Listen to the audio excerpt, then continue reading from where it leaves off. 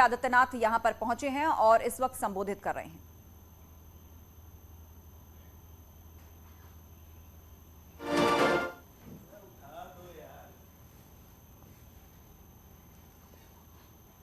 तो रायबरेली के दौरे पर पहुंचे हैं मुख्यमंत्री योगी आदित्यनाथ।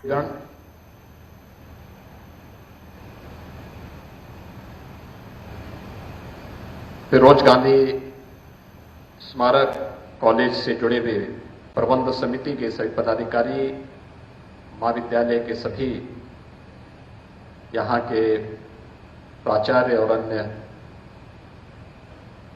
जो भी फैकल्टी मेंबर्स हैं, उपस्थित भाइयों बहनों, मैं देश के प्रथम स्वतंत्र समर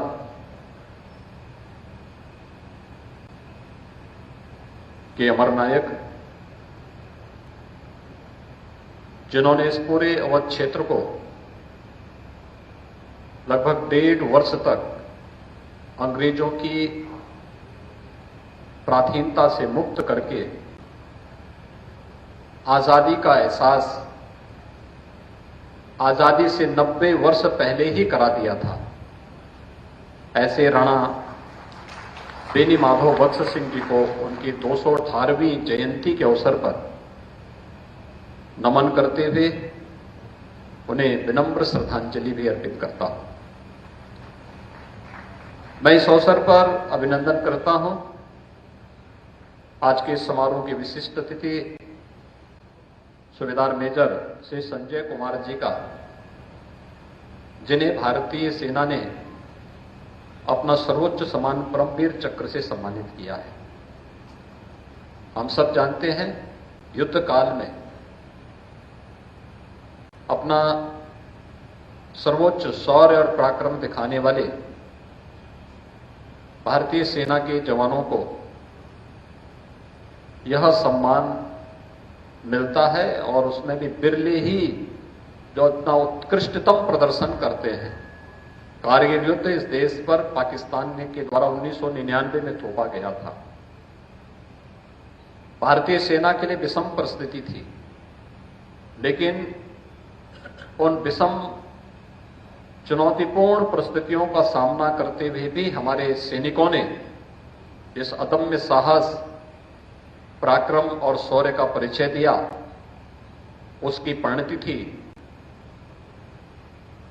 कि 26 जुलाई 1999 को भारतीय सेना ने ऑपरेशन पराक्रम के माध्यम से विजयश्री प्राप्त की और भारत विजयी हुआ था। पाकिस्तान एक बार फिर मुंह खाने के लिए मजबूर हुआ था।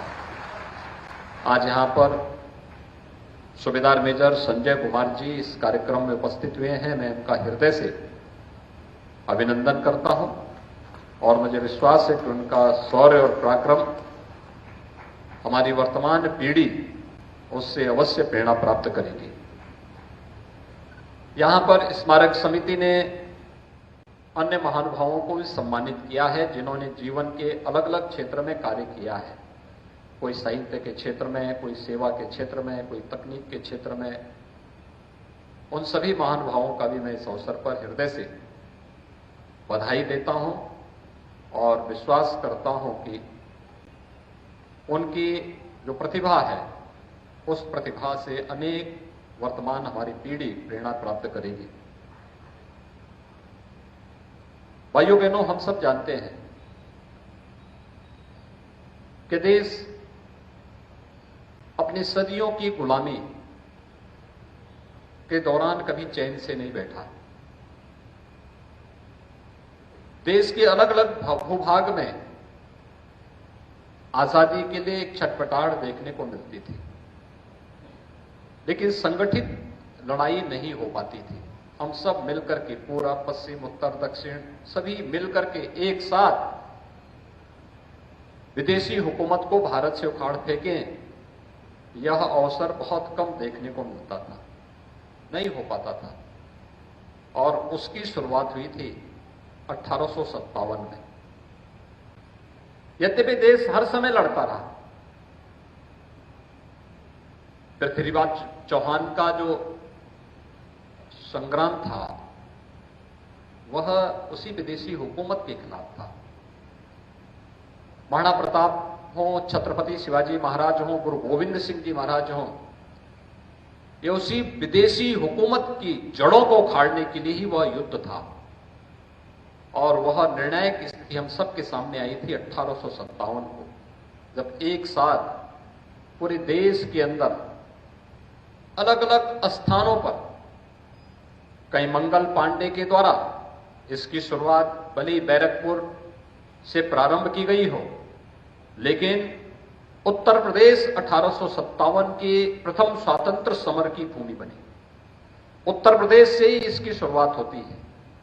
कहीं धन सिंह कोतवाल के नेतृत्व में मेरठ में दिल्ली चलो का आह्वान करते हुए उस समय के विभिन्न प्रकार से उस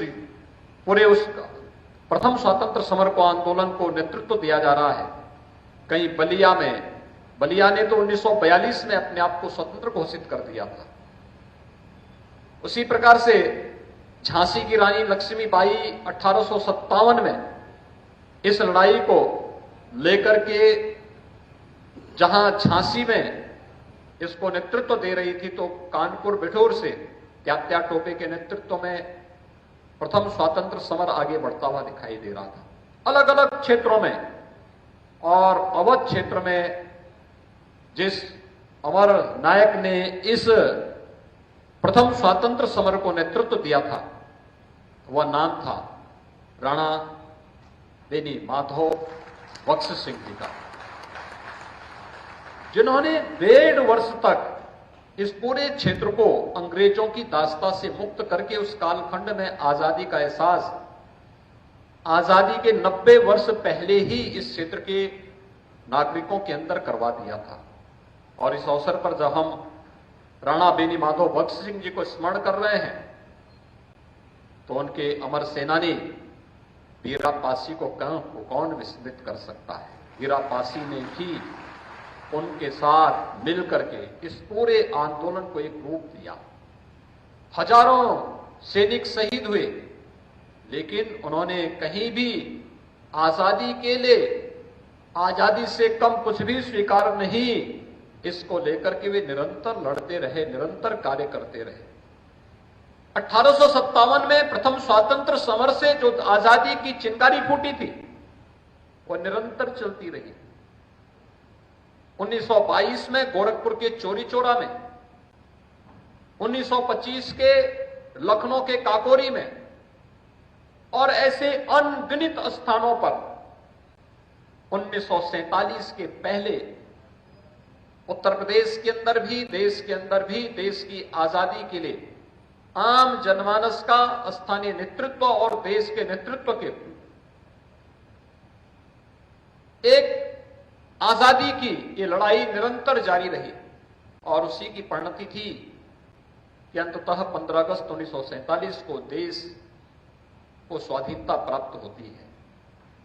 आज जब हम यहां पर 218वीं जयंती पर आए हैं राणा बेनी माधव बख्श सिंह जी की, यह हमारा सौभाग्य है कि हम सब देश की आजादी के अमृत महोत्सव कार्यक्रम की साक्षी बने हैं। आपने देखा होगा जब प्रधानमंत्री जी ने लाल किले की प्राचीर से 15 अगस्त 2022 को पूरे देश के प्रति अपना संबोधन दिया, उसमें उन्होंने देश के नागरिकों को कुछ संकल्पों के साथ जोड़ने के लिए भी आगामी कुछ कार्य योजना उनके सामने प्रस्तुत की। आजादी हमें मिली, ये सच है। अनगिनत त्याग और बलिदान से, शौर्य और पराक्रम से आजादी मिली, ये भी सच है। आजादी के बाद इन 75 वर्षों में हमारे वीर सैनिकों ने भारत की आजादी को अक्षुण्य बनाए रखने के लिए अपना सर्वोच्च त्याग और बलिदान दिया है, जिनमें से एक सैनिक यहां पर आज परमवीर चक्र विजेता के रूप में श्री संजय कुमार जी हमारे सामने ही बैठे हुए हैं। लेकिन क्या इतने भर से कोई देश अपनी एक लंबी यात्रा के लिए तैयार माना जा सकता है? दुनिया की वर्तमान प्रतिस्पर्धा के साथ अगर हमें अपने आप को जोड़ना है, तो हम सबको आज के साथ दुनिया की इस प्रतिस्पर्धा के साथ अपने आप को खड़ा करना होगा। ये केवल सरकारें नहीं कर सकती, सरकार नेतृत्व दे सकती है, सरकार कार्य योजना बना सकती है। समाज का हर एक तबका जब अपने अपने क्षेत्र में अपनी अपनी जिम्मेदारियों का निर्वहन करने लग जाएगा, तब हम उस लक्ष्य को लेकर के आगे बढ़ सकते हैं। उसे प्राप्त करने में फिर हमें कोई कठिनाई नहीं होगी। और इसीलिए प्रधानमंत्री जी ने देश को आजादी के शताब्दी महोत्सव की तैयारी के लिए अभी से जुटने के लिए आह्वान किया है। कैसा भारत चाहिए हमें? जब ये देश अपनी आजादी की 100वीं वर्षगांठ मना रहा होगा, उस अवसर पर कैसा भारत चाहिए?